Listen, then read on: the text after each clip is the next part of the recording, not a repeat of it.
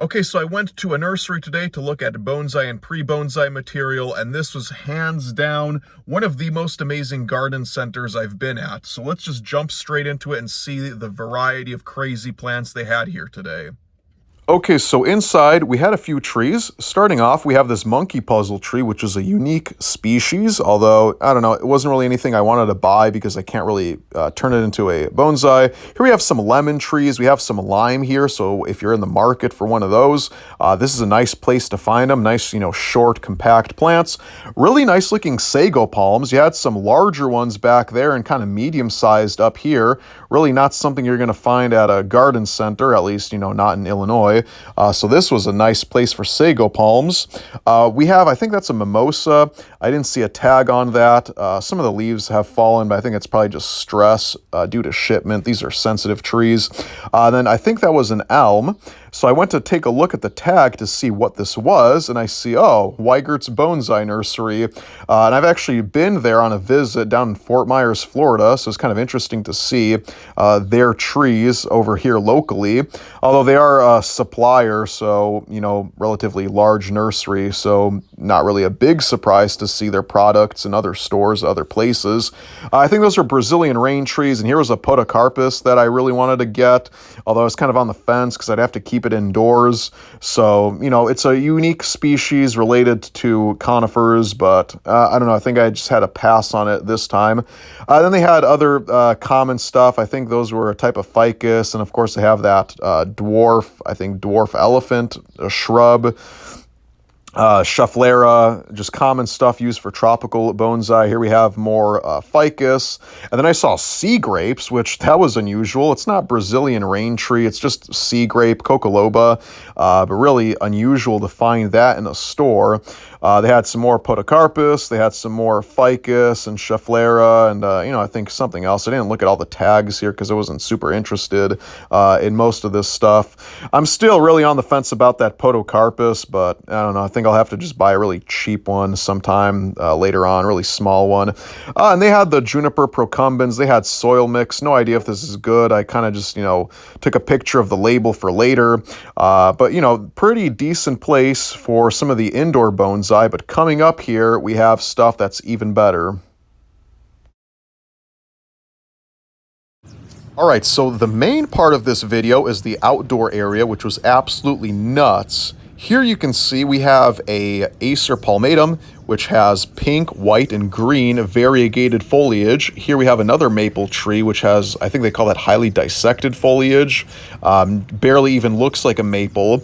And of course they had the red and purple colored Japanese maples. They had this, I think that's a type of cypress. I didn't really get a good look at the tag. I'd have to pause the video and read that. But really kind of yellowish coloration on the foliage, large size. I think that would have made interesting pre-bonsai material. Canadian hemlock. And then the more I looked around this place, the more I realized this is kind of everything that I expected from that Fox Willow Pines place. And maybe at one point that nursery did have all this type of stuff. But here, we have the Japanese umbrella pine. That's really rare. Here we have a dwarf spruce. It was kind of all this crazy stuff I never imagined that would, be here. I thought they just had some, dinky indoor bonsai trees. I think that's a cryptomeria. Then here we have the spruce. It's some kind of cultivar where the bottom of the needles is blue, the top is green. It kind of curls on itself. They have a Jordan full moon maple, which is a variety I really like, but I already own one. This is, of course, a bigger one. But like I was saying, they just had a lot of stuff I was not expecting. I kind of walked in here and was looking around. I was just like, wow, this is like one after another, really rare variety. Here we have a liquid amber tree. And then just tons and tons of different cultivars of maple. Really just was not expecting to stumble upon a place like this completely randomly. I thought I was just going to look at some, indoor ficus bonsai and not this huge collection of rare stuff we can use for outdoor bonsai. So Acer japonicum, and here we have another type of maple tree. The leaves look, simple but interesting. And then next to it was a tree that was, what do you call it, the Trident Maple, but I think all of those are a little too tall for a bonsai unless you want to do an air layer, but, you know, obviously I didn't want to mess around with that. Here we have a very old Mughal Pine. You can see it has a tall and thick trunk, so I think if somebody wanted to buy this and turn this into a bonsai, I think it would be a very good candidate for that because it seems to have a lot of nice branching. Here we have a white pine. It has very interesting foliage on it, although the branch structure wasn't really anything super interesting, so I, of course, passed on this. Here we have some, you know, ground cover pine. I think they call that like a creeping pine or like a weeping pine. Basically, it grows horizontally. Here we have a variety of Mughal pine with very thin needles. It was almost like half or a third of the thickness of a regular Mughal pine. Very, you know, thread-like leaves on this Mughal pine. I almost wanted to buy it. The branch and trunk structure just wasn't there, though, but really nice variety. Here we have some kind of pine that was in a natural semi-cascade. And so I thought, you know, even if the variety isn't the best, just the natural way this is already a semi-cascade is really unusual to see in a pine, or at least unusual to, you know, see in most nursery stock. So I almost wanted to buy that one. And then here we have that Canadian hemlock that's variegated. It has these white tips on all the foliage. And then here we have a Japanese, or not a Japanese, but a Korean fir. And the foliage on that was really unique as well. Something that I don't really see in a lot of conifers, really unique conifer foliage. But the trunk and branch structure, again, wasn't really there, but really nice two plants here. Then we had the classic Juniper Procumbens, and they had some other, you know, common varieties of juniper, but I just figure if you're coming here, get something that's more rare than just, you know, Procumbens juniper. Here they had Hinoki Cypress, lots of different kinds. They had these green ones, they had yellow ones, they had a variegated Hinoki Cypress. Interesting variegation as well. You can see on this one it was kind of like yellow on the interior, green on the outside. So I almost wanted to buy one of these, but I don't know, I'm just not too crazy about the Hinoki Cypress yet, so kind of left these alone, but I think it's a very good option if someone's interested in that particular species. Here you have a variegated pine, so it has these streaks of yellow variegation in the foliage, so that's really unusual, and it has this nice compact growth habit to it as well. So that's a really nice potential candidate for a bonsai tree, but a great plant, you know, regardless of what you turn it into. Then this was a really unusual plant, really stiff, unusual foliage on that, and I think it would be possible to turn that into a bonsai, a very bizarre, unique looking bonsai. Because I took a look at the trunk, and the trunk was thick, and there was, you know, some branch structure there. So I think if you know, grew it and worked with it, you could probably turn it into some kind of, you know, weird, bizarro, rare species of bonsai. But again, nice plant regardless of what it turns into. Then here we had this dwarf white pine. I could not believe this was white pine when I saw it. The foliage is just so short and tiny on this and compact. This was unbelievable. I just knew I had to buy this white pine. It's not like anything I've ever seen at any nursery in terms of white pine. And so they had, I think, only 2 of these, so I kind of had to take my pick. And then you can see next to those, really compact foliage on that pine. So again, I circled back around to these Japanese umbrella pines, and, you know, I really wanted something more compact, and the way this plant grows, it just has really long internodes between all of the foliage, so it's just not really something I could turn into a bonsai, but I really, really wanted it. So I was thinking, oh, maybe I'll just grow it as a containerized plant. I don't know. Like, I really just didn't want to leave the nursery without one of these Japanese umbrella pines. I just didn't really know what I would do with this species.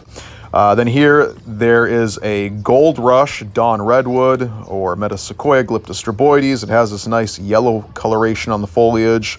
A little bit too tall in terms of something we can turn into a bonsai tree. There wasn't really much growth on the bottom of the trunk, but it was nice to see that in person.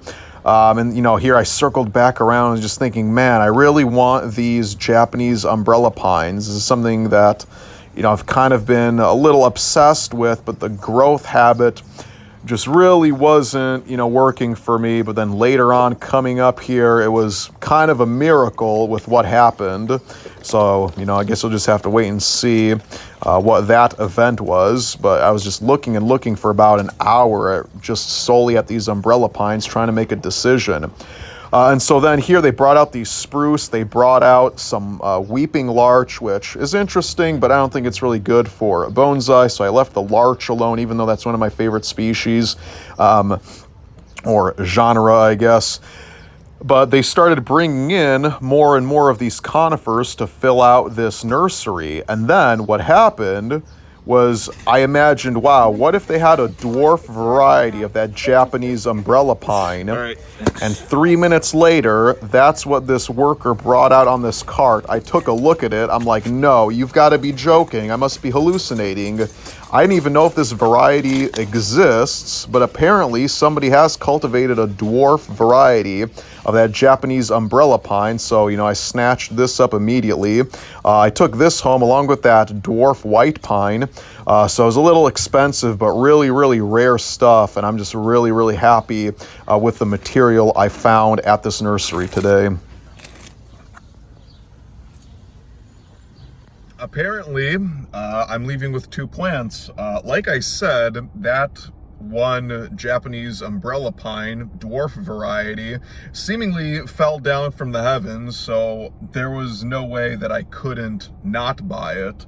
There aren't many occasions in life where you're just sitting around thinking of something and say, oh man, you know what, wouldn't it be great if such a thing existed? And then 3 minutes later it's offered to you. So came home with this umbrella pine, and then I bought that Japanese white pine because it seems like such a great variety with that dwarf foliage. Even if the branch structure isn't there, that can be grown out over the years and refined, and we already have a nice basic nature of this tree that'll allow for some nice foliage pads to form. We won't have to worry about needle reduction. So I had to buy those too. Now, I think that's my last purchase. I think I'm not going to go to any garden centers or nurseries for quite an extended period of time.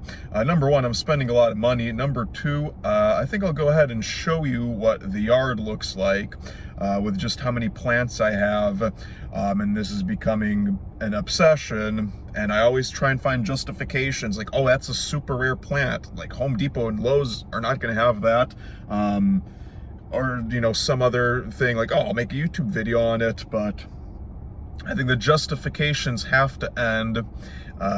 So that was pretty much my, last garden center hunt for bonsai material. So I guess I'll end this video just showing the entire collection in my yard so you can visualize the extent of the insanity that's in my head manifesting in the form of a plant collection. So let's go check that out. All right, so here you can see we have this sectioned off area. We have the big larch tree in the middle. We have my Sarracenia collection of carnivorous plants there. Very nice coloration. I'm really happy with the way those are turning out. They got to grow a little taller though, so not really anything to look at right now. There's a tub of Venus flytraps. There we have the pine, the juniper bonsai, and then just the stuff I bought recently. We got a purple Japanese maple there. We got that bonsai we made the other week. Of course, we have the spruce. We have the Japanese umbrella pine. We have this fir. We have the black pine we turned into a bonsai. We have the Jordan full moon maple. We have a sea grape. We have a metasequoia. What is the common name? The dawn redwood. We have a sago palm over in the corner there. We have this pine that we bought from the Fox Willow Pines place. Also have that cardboard palm, one of my favorite plants. It's kind of like the sago palm. It's another species of cycad. We've got a bunch of strawberries here, a bunch of different varieties of both cultivated and wild strawberries, and some hybrids between strawberries and what do you call those, zinc foils. We have a bald cypress plant here. That should be an interesting bonsai tree. Just general, other kind of stuff, marshmallow plants, berry plants, tomatoes, we have the oak, we have the Ohio buckeye, we have ginkgo biloba, we have the pine. So just a lot of different stuff. I think I'm really just kind of overdoing it with these plants, but that's pretty much what the insanity currently looks like.